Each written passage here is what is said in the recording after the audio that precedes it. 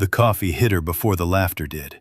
It flew in a glittering arc beneath a chandelier worth more than most homes, caught the light for one gorgeous second, then burst across the maid's face in front of 200 wealthy guests, 3 lifestyle network cameras, half the city's power brokers, and a string quartet still brave enough to keep playing through the gasp. A woman near the champagne tower shrieked. A man in a tuxedo muttered, "Jesus Christ." But Evelyn Halston, the wife of billionaire CEO Adrian Halston, patron of museums, queen of charity galas, and the kind of woman who wore cruelty like couture, only lowered the porcelain cup and smiled with icy disgust. "Next time," she said loudly, "you look at me when I'm speaking to you." The maid didn't scream. She didn't cry. She didn't apologize. She didn't run. She stood perfectly still in her plain black dress and white collar while steam curled from her skin. Coffee dripped from her jaw onto the marble floor. Her cheek was already turning red. Anyone else would have collapsed from the pain.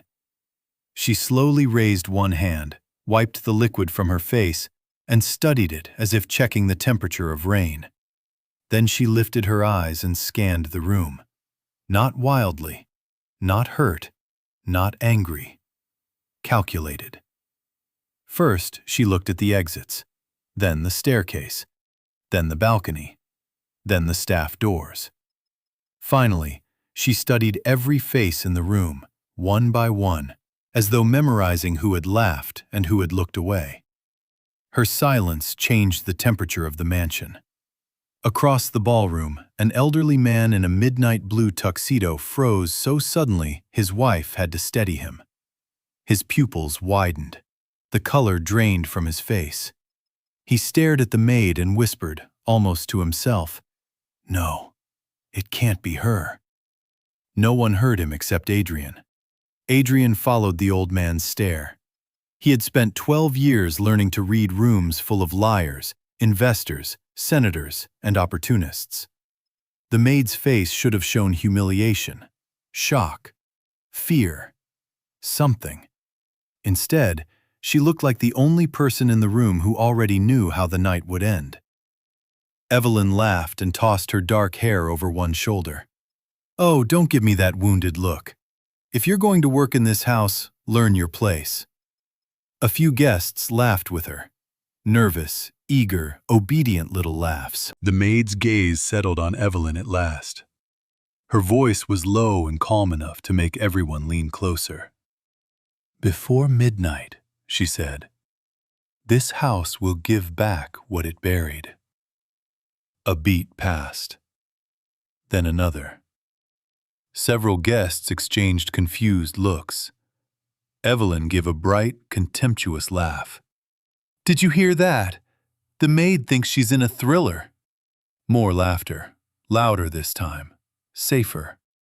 Even Adrian nearly dismissed the warning, until he noticed that the maid hadn't taken her eyes off Evelyn.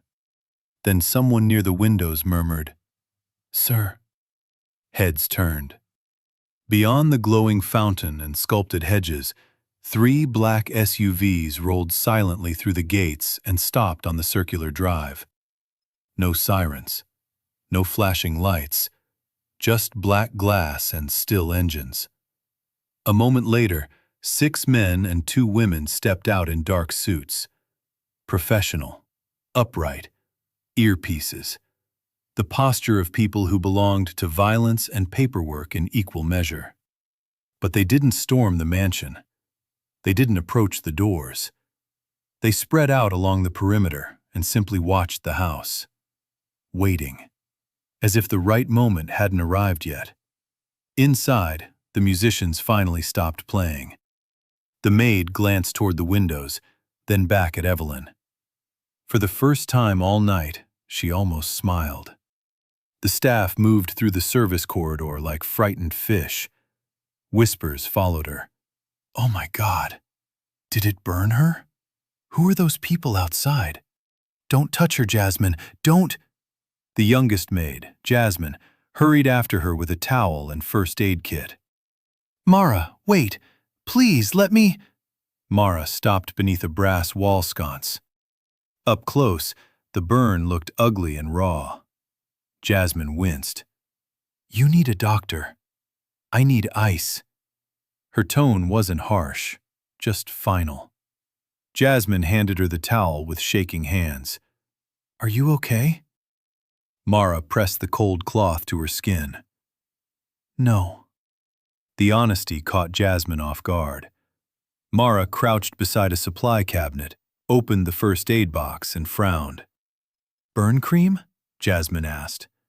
Mara held up the cheap tube, then tossed it back. "For kitchens, maybe." From inside her apron, she pulled a slim silver cylinder no bigger than lipstick.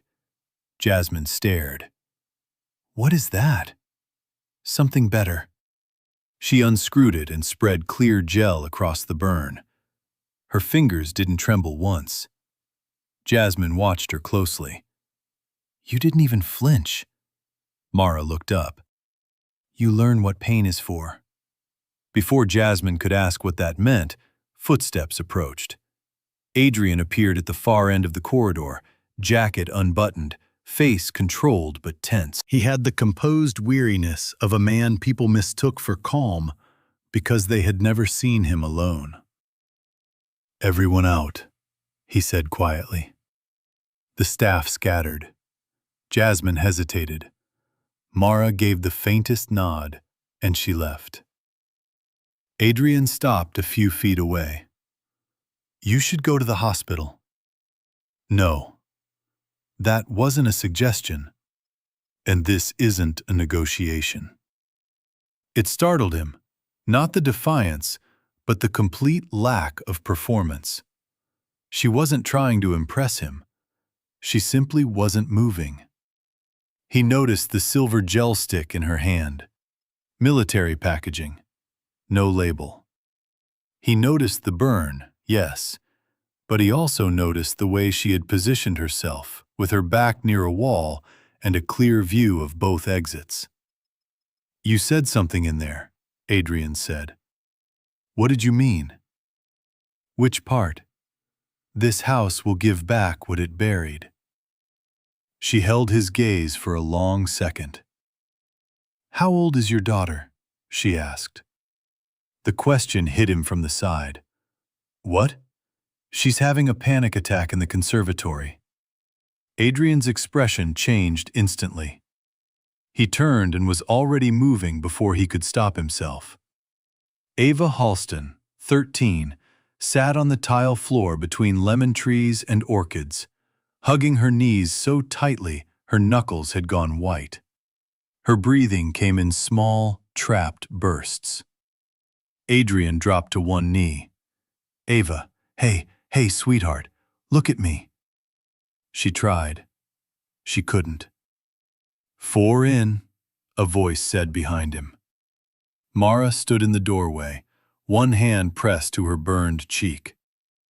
"Hold for 4, then out for 6. Adrian looked at her, startled that she had followed. Ava's eyes found Mara first. "Again," Mara said gently. They breathed with her, not Adrian leading. Mara. 4 in. Hold. 6 out.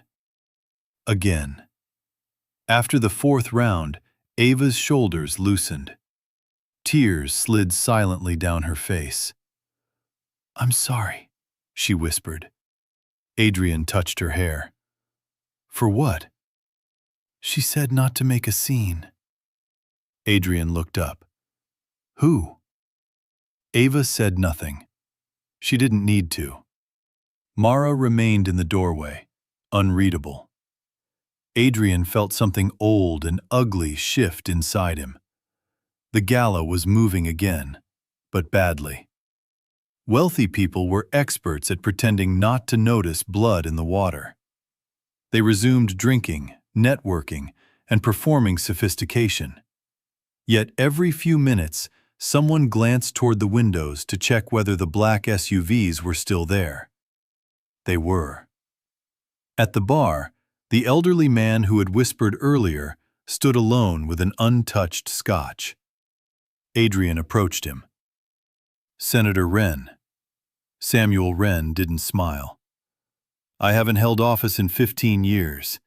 That usually means people want something when they still call me senator." Adrian looked toward the service corridor. "Who is she?" Wren's fingers tightened around his glass. "I'm hoping I'm wrong." "You're not usually wrong." "No." Wren took a slow breath. 20 years ago, when governments needed ugly problems handled without headlines, there were stories. About a woman who survived things men twice her size didn't. A woman who could walk into a room looking like nothing and leave behind history. Adrian almost laughed. "You think my wife threw coffee on Jason Bourne?" Wren didn't blink. "I think if that's who I think it is, your wife just made the worst mistake of her life." Before Adrian could press him, Evelyn appeared at his side in a silver gown that looked like liquid money. Her smile was camera-ready. Her eyes were not. "There you are." She kissed Adrian's cheek for the benefit of nearby donors. "Marcus is waiting for the merger toast." Then, under her breath, she added, "Get those vultures off my driveway." Adrian kept his voice level. "Do you know who they are?" "No. Which is exactly why I want them gone." Her smile remained fixed as she turned to Wren. "Samuel, you look pale." Wren held her gaze a fraction too long. "Just old enough to recognize danger when it walks in wearing an apron." For the first time that evening, Evelyn's smile twitched. In the private study, Marcus Dane closed the door behind Evelyn. He was handsome in the polished, expensive way that became forgettable the moment he opened his mouth. "You lost control out there," he said. "She's a maid." "She's a problem." Evelyn poured herself champagne with an unsteady hand. "Then fix her." Marcus lowered his voice. "Nolan already searched her room. Nothing." "Search again." "We don't have time. Adrian's already asking questions. If he delays the signing—" "He won't." Evelyn drank. "He's weak in private and disciplined in public. That's why he's useful." Marcus stepped closer. "You're sure she didn't tell him anything?" Evelyn laughed once. "What exactly would she tell him? That Lucia Reyes didn't kill herself?" Silence. Marcus's jaw hardened. "Don't say that name." Evelyn turned toward him. "Then stop looking nervous every time someone does." A knock sounded at the door. Nolan Price, head of security, stepped inside. "The SUVs haven't moved," he said. "The plates are registered to a shell company, corporate cover, clean drivers. They're not responding to private security requests." Marcus swore under his breath. Nolan continued. "The Maid's file is fake." Evelyn straightened slowly. "How fake?" "Her social security number belongs to a dead woman in Arizona." For one brief second, fear crossed Evelyn's face. Then, she set down her glass. "Good." Marcus stared at her. "Good?" "If she's hiding something, we make sure she takes the fall for everything." Evelyn looked at Nolan. "Before the merger toast, I want a knife in her locker and cocaine in her bag." Nolan hesitated. Marcus said, "Do it." Nolan nodded and left. Evelyn looked at Marcus. "If she wants to act mysterious," she said softly, "let's make sure she disappears like one." Mara descended the service stairs alone. No limp, no wasted motion. At the landing, she stopped, crouched, and touched 2 fingers to the banister. Dust had been disturbed. Someone had come through recently, wearing gloves. She continued down to the lower level, through linen shelves and laundry carts, until she reached the small room assigned to her. Inside were one narrow bed, one chair, and one steel locker. The locker hung open. Mara didn't touch it. She stepped aside as Adrian entered behind her. "You knew," he said. She tilted her head toward the locker. "Badly planted. He's left-handed." Inside sat a kitchen knife wrapped in a dish towel and a clear plastic bag of white powder. Adrian looked from the evidence to her face. "Who?" "Your head of security, or someone he answers to." Adrian stared at the items, humiliation rising behind his eyes. "You could have told me." "You wouldn't have believed me." She was right, which made it worse. He stepped closer. "Tell me now." Mara reached beneath the bed frame and pulled free a flat envelope taped underneath. Not hidden from her, hidden for her. She handed it to him. Inside were printed screenshots of internal company transfers, photographs of Evelyn and Marcus together, and a staff ID photo of a smiling young woman with bright, intelligent eyes. Lucia Reyes. Adrian looked up. "Who is she?" "My sister." The words landed without warning. "She worked in this house 8 months ago," Mara said. "Officially, she stole jewelry and took her own life in a motel 2 counties away." Adrian frowned. "That's what I was told." "Yes, that's what they tell men who prefer elegant lies." He stiffened. "Careful." "No," she said. "You be careful. Your wife humiliated my sister first. Then she killed her. Tonight, she plans to kill you." Adrian almost recoiled from the certainty in her voice.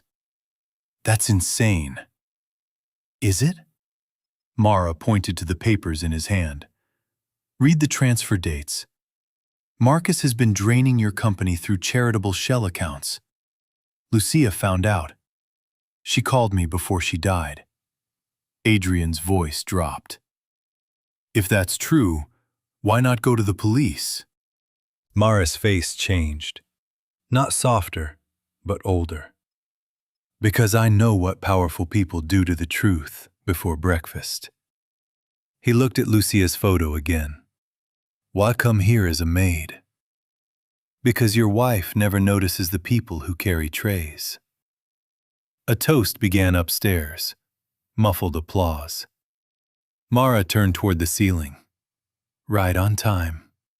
Then she started walking. Marcus stood at the microphone with the ease of a man who had practiced sincerity in mirrors.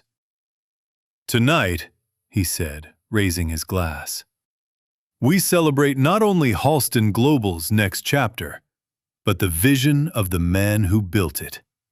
Applause broke out.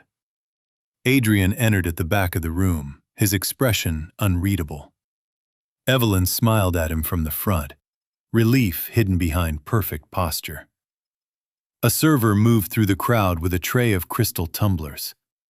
The server approached Adrian with a drink. Adrian reached for it. Mara crossed 20 feet in 3 seconds. Her hand struck the base of the glass. It shattered against the marble.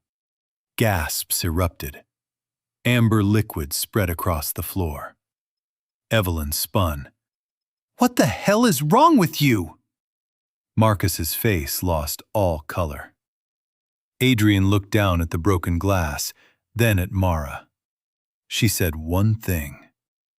"Smell it." No one moved. Samuel Wren stepped forward first. He crouched, dipped a finger into the liquid, sniffed, and looked up with quiet horror.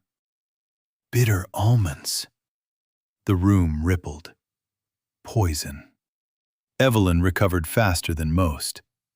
"This is absurd," she snapped. "You're going to take the word of a servant over your own wife?" Mara turned toward her. "Not over you," she said. "Against you."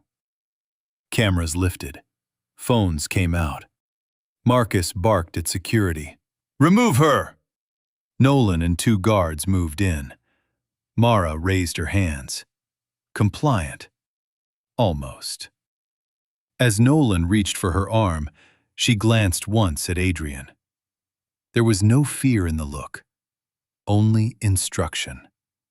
Watch. Nolan's hand touched her wrist. She pivoted.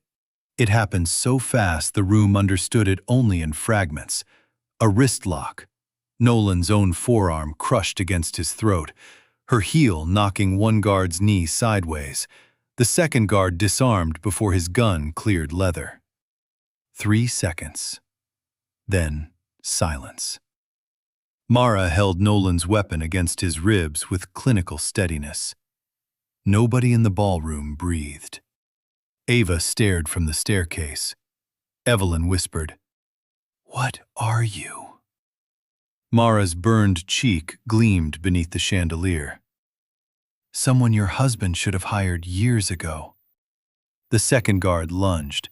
Mara drove Nolan into him, spun, stripped the guard's taser, and pinned both men to the floor without firing a shot. Adrian didn't move. Because Samuel Wren had been right.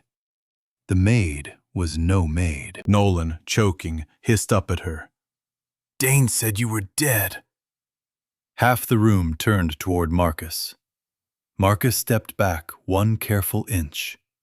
Mara noticed. So did Adrian.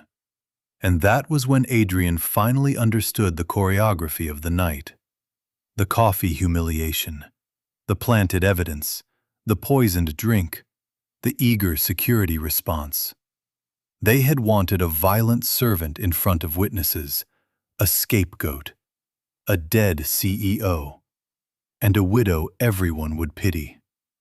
Adrian's face changed. He looked at Evelyn as if seeing architecture where he had once seen beauty. "You knew." Evelyn held herself very still. "Adrian, you knew." Her mouth opened, then closed. Marcus ran. He shoved through the crowd toward the side exit. Mara released the guards and went after him. Marcus crashed through the swinging kitchen doors, sending staff scattering. Stainless steel counters flashed under fluorescent lights, pans clanged, someone screamed. Mara followed, not sprinting wildly, but hunting. Marcus grabbed a carving knife from a prep station and spun as she entered the corridor. "Stay back!" Mara slowed. "Marcus," she said, almost bored, "you poison better than you threaten." He slashed at her. She moved inside the blade, elbowed his wrist, caught his knife hand, and drove him into the wall hard enough to rattle the framed vintage wine map. He gasped, panicked, and headbutted her shoulder to break free. Blood smeared across his lip. "You think you can ruin me?" he spat. "Do you know how much your sister was worth after she opened that mouth?" Mara went still. It was the first truly dangerous stillness of the night. From the far end of the corridor, Adrian arrived in time to hear it. Marcus realized too late. Mara stepped forward once. "Say her name." Marcus laughed through split teeth. "Lucia." Her fist landed in his liver. The knife hit the floor. He folded. But she didn't keep hitting him. She crouched, pulled his phone from his pocket, and held it up. "Face ID." He glared. She grabbed 2 fingers and bent them backward until he screamed. "Face ID." The phone unlocked. Adrian stared as Mara moved through Marcus's messages with terrifying speed, opening a chain between Marcus, Evelyn, and Nolan. Transfers. Photos. A draft statement prepared for the press. Tragic incident at Halston Gala. Disturbed employee attacks CEO after public breakdown. Adrian read it over her shoulder, his jaw tightening. Marcus tried to lunge for the phone. Mara slammed him back down with one forearm. Adrian looked at her. Who are you? For the first time, she answered plainly. My name is Elena Reyes. He waited. She held his gaze. I was trained by people who used fear like currency. I spent years doing things men in suits called necessary. Then my sister asked me to stop being useful to monsters. A beat passed. I tried. Adrian absorbed that in silence. You came here to kill my wife? Elena looked at Marcus, then at the phone, then back at Adrian. I came here deciding I would know by midnight. That hit him harder than a confession, because it was honest. He heard Ava's voice from the ballroom and started moving. Elena, with me. Marcus, still on the floor, laughed weakly. You think it matters? The board signs with her, not you. She already owns enough proxies to bury you. Adrian stopped. What? Marcus grinned through the blood on his teeth. Ask your wife who's been buying your company in pieces. Adrian looked back at Elena. She already knew. Your sister found all this? He asked. Not all of it, Elena said. Just enough to get killed. Adrian's face hardened into something colder than anger. Then let's not waste what she died for. When Adrian returned to the ballroom, the room parted for him. Elena followed at a measured distance. Marcus was shoved forward between two shaken security guards who no longer seemed sure whose orders mattered.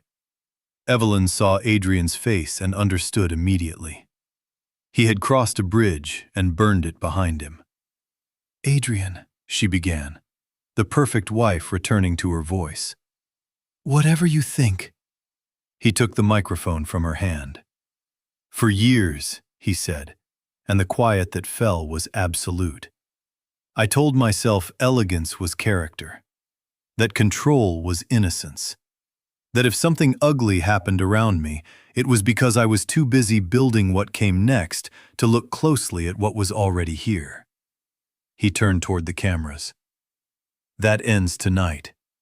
Evelyn's eyes widened. Adrian, don't do this publicly. He almost smiled at the phrase. Publicly is exactly where it belongs.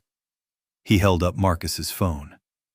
This contains evidence of financial fraud, conspiracy, attempted murder, and the framing of an employee. It also contains communications linking my wife, Evelyn Halston, to the death of Lucia Reyes. The ballroom erupted. Evelyn lunged for the microphone, but Adrian stepped back. Lucia Reyes worked in this house, he continued, louder now. She was dismissed as disposable. She was not.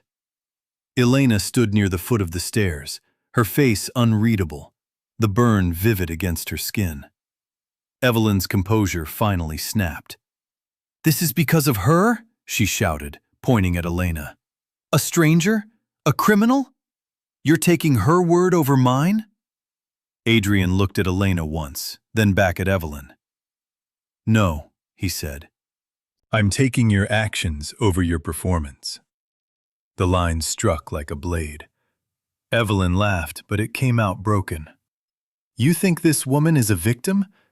Ask her who she really is. Ask her how many people she's buried. No one spoke. So Evelyn kept going, desperation making her reckless. She's not a maid. She's not even just a liar. She's a killer. At last, Elena moved. She walked slowly toward the center of the ballroom until the chandeliers fully lit her face, the burn, the control, and the exhaustion beneath both. Yes, Elena said. I've killed people. The words dropped into the room like a stone. Ava stared at her. Samuel Wren closed his eyes briefly, as if hearing an old verdict confirmed. Elena continued. I killed men who trafficked children, men who bought judges, men whose names vanished from newspapers because governments preferred it that way. I told myself monsters were easier to find than to become. She looked at Evelyn. Then my sister spent her life cleaning homes for people who called themselves civilized, and she died begging me not to solve everything with blood. The room listened now in the way people listen when truth stops entertaining them and starts indicting them. I came here because Lucia deserved more than a closed file and a stolen future, Elena said. I stayed because I realized Evelyn wasn't finished. Evelyn's lip curled. You expect sympathy after that confession? No, Elena said. I expect consequences. A tiny sound broke the silence. Ava stepped down one stair, then another, until she stood beside Elena and slipped her hand into Elena's free one. The gesture shattered something in the room that no money could repair. Evelyn saw it and panicked. Ava, get away from her! Ava looked at her stepmother with 13 years of fear giving way to contempt. She protected me, Ava said. You never did. Evelyn's face went white. From outside, tires crunched softly on gravel. Then the front doors opened. The black-suited team entered, not rushing or theatrical, just inevitable. At their center was a woman in a dark blazer holding a warrant folder. Evelyn Halston, Marcus Dane, Nolan Price. The ballroom turned as one. By authority of the Financial Crimes Task Force and in connection with an ongoing homicide investigation, you are under arrest. The waiting had been for this, for confirmation, for the evidence to surface in public where even wealth would have trouble smothering it. Evelyn looked at Elena with naked hatred. You called them. Elena shook her head once. My sister did. Evelyn frowned, not understanding. Elena took a small flash drive from her apron pocket and held it up. Lucia sent me everything the night she died. I just needed the world to see who it belonged to. The task force agents moved toward Evelyn. She backed away. Then, with the split-second instinct of a drowning narcissist, she grabbed a dessert knife from a nearby table and seized Ava by the arm. The room screamed. Adrian moved, but froze when the blade touched Ava's throat. No one comes closer, Evelyn cried. Her makeup had finally betrayed her. Mascara streaked the edges of her fury. I lose everything because of a maid? Because of him? Because of that little liar? Ava trembled, but didn't sob. Elena stepped forward. No rush, no threat, just calm. Evelyn? Stop. Look at me, Elena said. Evelyn's eyes flicked toward her. Don't. You want your power back, Elena said softly. You always do. You think hurting the weakest person in the room makes you visible again. Shut up. Elena, Adrian warned, his voice cracking now. But Elena kept moving, 1 inch at a time. Look at me, she repeated. No one's watching Ava, Elena said quietly. They're watching you. Evelyn's breath hitched. Because it was true. Every phone in the room was aimed at her. Every donor, reporter, rival, and socialite was watching. For the first time in her life, she was not the woman shaping the story. She was the story. And she was ugly in it. The realization shook her more than force could have. Her grip loosened by a fraction. It was enough. Elena moved. 1 step. Twist. Wrist. The blade was gone. Ava pulled free and fell into Adrian's arms. Evelyn hit the floor hard, staring up in disbelief as Elena stood over her with the knife reversed in her own hand. The ballroom waited for murder, for vengeance, for the headline it thought it understood. Elena looked down at the woman who had scarred her, killed her sister, terrorized a child, and nearly murdered her husband for profit. Then she placed the knife on the table beside her. "No," she said. It was somehow the most terrifying word of the night. Not because it promised mercy, because it denied Evelyn the drama of becoming a martyr to her own cruelty. "You don't get to die misunderstood," Elena said. "You get to live long enough to hear every truth Lucia tried to tell." Task Force agents hauled Evelyn to her feet as she thrashed and screamed. "This isn't over!" Elena's face did not change. It was over the moment you mistook silence for surrender. By dawn, the ballroom looked ancient in daylight. Wilted flowers, half-empty glasses, evidence tape. Wealth stripped of illusion was just expensive debris. Paramedics finished examining Elena's burn. "It'll scar a little," the medic said. Elena almost laughed. That would be new. Across the room, Adrian sat with Ava wrapped in a blanket beside him. She leaned against his shoulder, finally asleep. For a while, he only watched Elena. Then he stood and crossed to her. "That taking Marcus, Nolan, and Evelyn downtown?" Elena nodded. "Samuel Wren gave a statement. So did Ava." He swallowed. "So will I." "You should." "I will."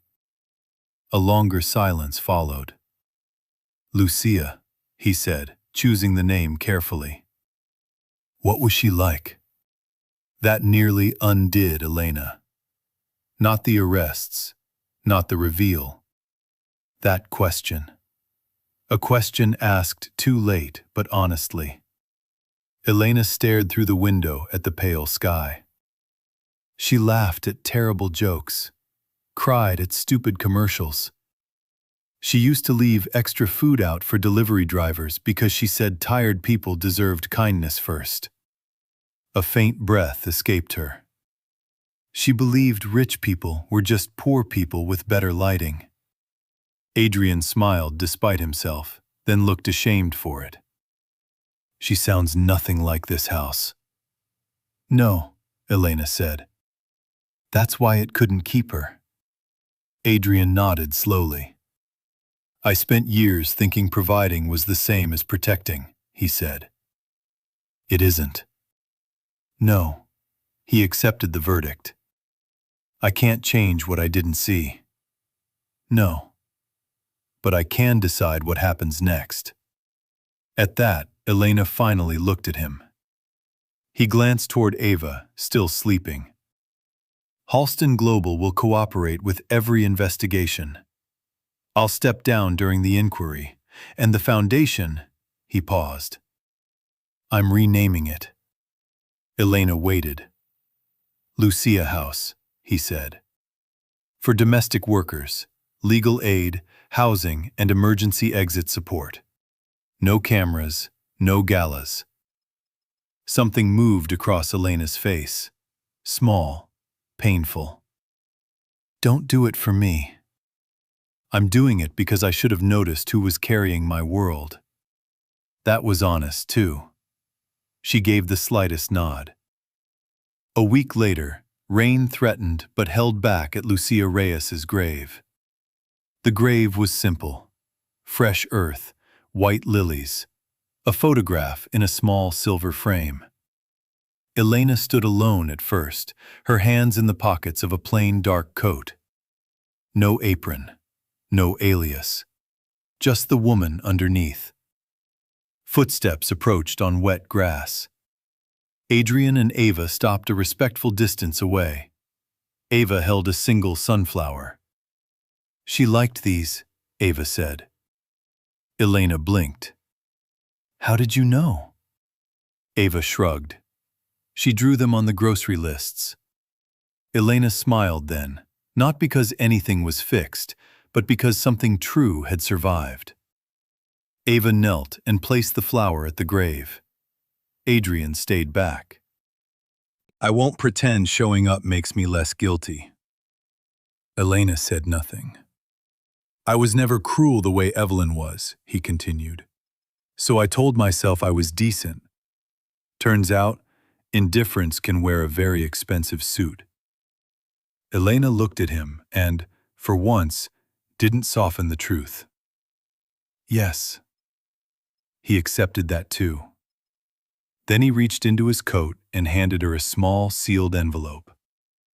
Inside was Lucia's old employee name tag, recovered from evidence. Adrian had cleaned it. On the back, in Lucia's handwriting, were 3 words. Don't become them. Elena stared at the tag until her vision blurred. She wrote that? Ava asked. Elena nodded. Ava hesitated. Were you going to? Elena looked at the grave, then at the child beside her. For a while, she said. Yes. Ava considered that with a seriousness beyond her years. But you didn't. Elena took a breath. No. Not because she wasn't capable. Because capability and permission were different things. Because Lucia had asked more of her than revenge. Because justice, when it finally arrived, looked less like blood and more like witnesses.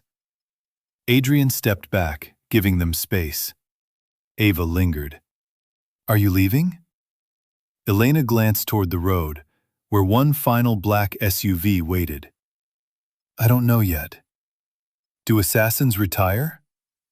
Elena almost smiled.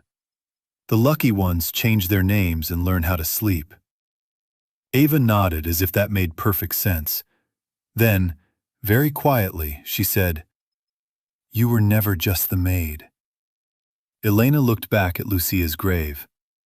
No, she said, but she was. Ava frowned.